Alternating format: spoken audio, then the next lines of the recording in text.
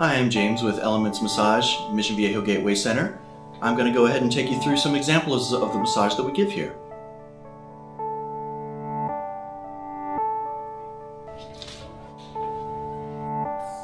Hello, Marta. Hi. How are you today? Oh, fine.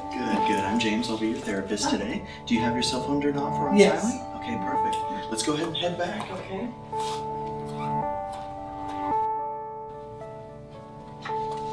Go ahead and have a seat in the corner there. All right. So have you had massages before? Yes, I have. Oh, good. What kind of pressure do you usually like? Sort of medium. All right. Is there any particular part of the body that you want to focus on? Yeah, my neck and shoulders mostly. Okay, all right. Your neck and shoulders. Sounds good. And did you want a full body massage today or just upper body? A full body massage. All right. So we'll do a full body massage on you today, focusing on your neck and shoulders and your upper back. I'll go ahead and leave you to get undressed to your level of comfort, and then just get on the table face down underneath the covers, and I'll knock in a minute or two and just say come in whenever you're ready, all right? Okay. Okay, sounds good. We always let them know that, we're gonna go ahead and leave the room and let them undress to whatever is comfortable for them. I usually tell the ladies to, definitely go without the bra so we can work on the back. But, people usually don't have a whole lot of issue with it, especially since they know that we're going to be considerate about their modesty and, keep them covered at all times. So we'll, do things like, for instance, if we're undraping the leg, I usually we'll bring the top cover up about halfway so we completely uncover one leg. And we just do about half the body. And then I'll slowly bring up the sheet from the bottom.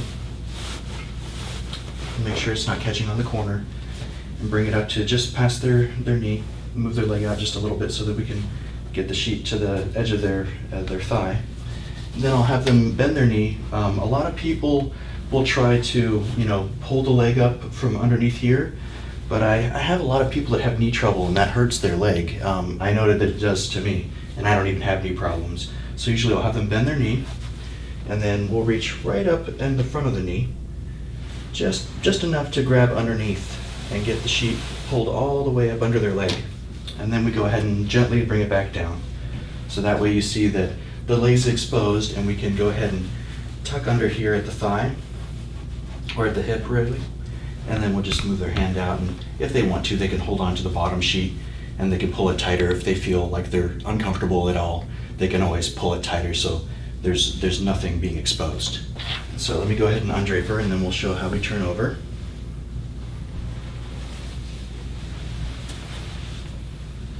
Let me bring everything back to normal. Then when I have somebody turn over, we go ahead and pull the sheet up. I usually brace it against the table with my leg so that it doesn't come up on this side. And then I go ahead and kind of move down just enough to grab and pull it up, only so that they're not uncovered, but they have enough room to turn over. So I bring it up, and I'll ask her to go ahead and turn over and scoot down on the table. And when you hold it this way, it doesn't really matter which way they turn. The sheet's not going to go with them because you're bracing it from both ends. And then we uncover the face, of course. And it's at that time that I'll ask them to bend their knees a little bit, and I move the bolster up. Bend your knees. Is that comfy? A little higher. A little higher? Okay. Yeah. Right there. There you go. And I usually just kind of feel the knees and check, make sure that everything's in alignment.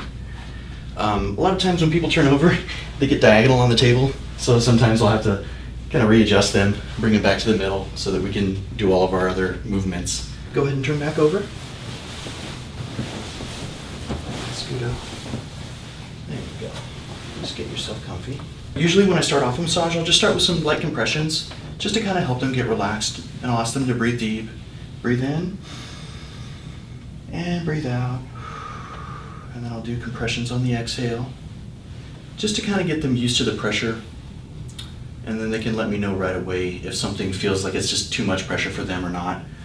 Then we'll go ahead and we can uncover the back and start working. Some people like to tuck in at the waist. I don't personally.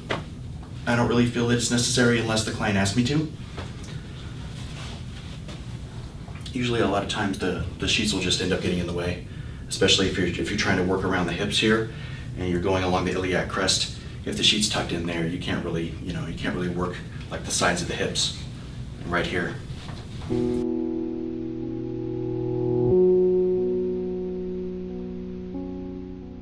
Usually a lot of that takes place in the first few minutes when we're just talking with the client and seeing what their needs are. If they have an ongoing chronic condition or a recent injury, that's going to definitely decide which modality we choose to use. Sometimes we'll get athletes in here that just, they already just say, okay, I want a sports massage, which usually just means that they want to do some fairly deep work in the muscle tissue, and they also want to incorporate some stretches into that to keep their bodies limbered up so that they don't start to cramp or pull a muscle or tear something during their workout. If she just wanted a relaxation massage, really, just didn't really have any problems to work out and just wants to kind of de-stress, then we would go with Swedish techniques. Usually those have a lot of these nice, long, slow, flowing movements where we're just kind of gently doing effleurage, which is just a long stroke. Now, some people, they like to relax, but they like more pressure just in general all over. And so they'll ask for a deep tissue massage, and I can still do some Swedish movements, but I can just put a whole lot more pressure into it. And I can still go slowly if need be, working out just with the palm of the hand. A lot of times when we need to go deeper into the muscle, I'll start to employ the knuckles. And so let's say she's had a problem with her shoulder up here on the traps. And so I'll get in with the knuckles and we'll just kind of do some sweeping circles. And we can do smaller circles and then go out into a wider area to just cover the whole muscle and really dig in there without me just using my thumbs the entire time. That way I'm also protecting myself as a therapist that I'm not overworking certain areas of my hand, and I can still give them a good amount of pressure. And as you can see, her back's already starting to turn red just because of the amount of pressure and the stimulation to the capillaries. You can see as the circulation improves in that area, the muscle starts to warm up and relax. Now with sports massage, I can do things like, I like to do this with a lot of the people that I work on. This particular stretch works really well. You put their hand at the small of their back, and you just let your elbow fall down as much as you can and relax your shoulder. I can tell this is kind of a tight shoulder for you. Mm-hmm. And so then, usually I'll just brace their hand there so that they can relax the arm and not feel like they have to hold their arm on their back. And we'll slowly start to move the shoulder joint around and kind of get into the trap and isolate it from the other muscles a little bit. And then I can run my thumb right along the edge of the scapula and kind of let it relax a little bit more and get used to the pressure. Because the ultimate goal of this stretch is to be able to get a hold of the edge of the scapula. So I'll get up underneath the shoulder just enough to kind of raise it. This one's really tight. Mm-hmm. I don't know if I'm going to be able to get my fingertips under the edge. Sometimes we can't. As evidenced here, she's just really tight. And so what I'll do is I'll grab from the front of the shoulder and the shoulder blade, and we'll just kind of stretch it all at one time without really trying to dig our nails in. We never want to dig nails into the client, of course. But I can still work along the edge and stretch out the rhomboids a little bit. Yeah, there we go. The shoulder's much easier to work with. So we get just under the front edge, enough to lift it up so you can see the shoulder blade kind of pop out. Then we get our fingers along the edge and we just pull outward, and then I let go of the front of the shoulder, bring the other hand up, and get in there with both. You feel that stretch? Mm-hmm. Yeah, it feels good. Yeah. So that one's really good for a lot of upper back tension. And the reason I tend to use this on pretty much everybody I massage is just because that's a very, very common area of tension for most people. We all hold this stress right here in the in the upper back between the shoulder blades. So just to kind of flush that whole area out and stretch it really makes a huge difference.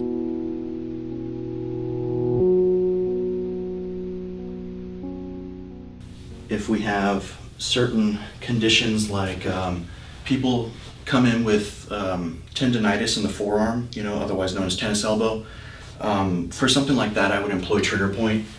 And if I were going to work on some tendinitis issues here along the front end of the forearm, there's a trigger point right here just below the elbow, and you kind of feel for it, you get up underneath the muscle, and you just press on that point.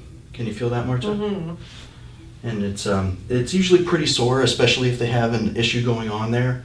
And so I'll warn them about that trigger points can be very sensitive areas, and we'll just kind of like ease into it, and then I can increase the pressure until they tell me when to stop.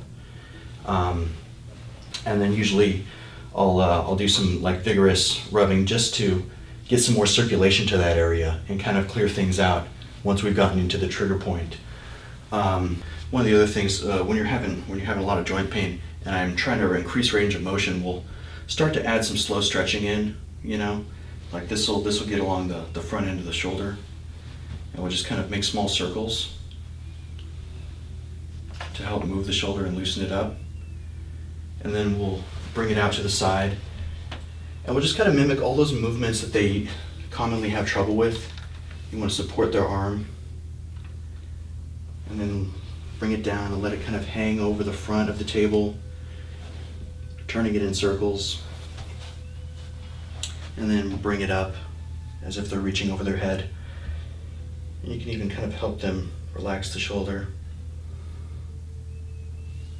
and then bring it up behind the head.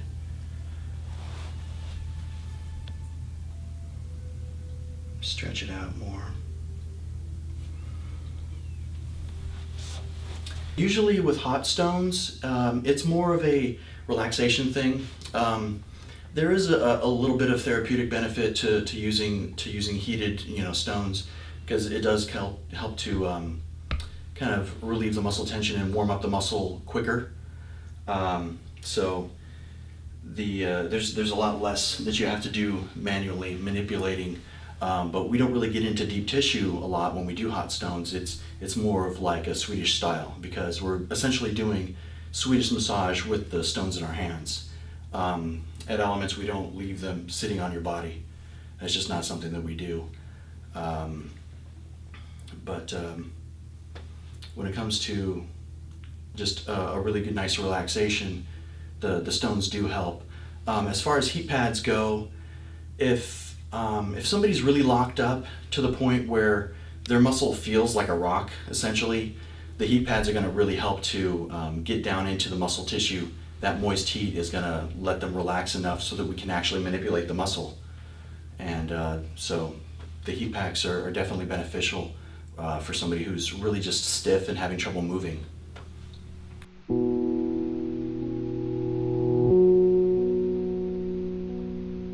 Yeah, we really focus, I feel, a lot on the therapeutic side of massage.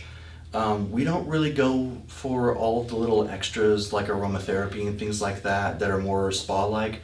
We kind of go along more the lines of like what a physical therapist would help you with.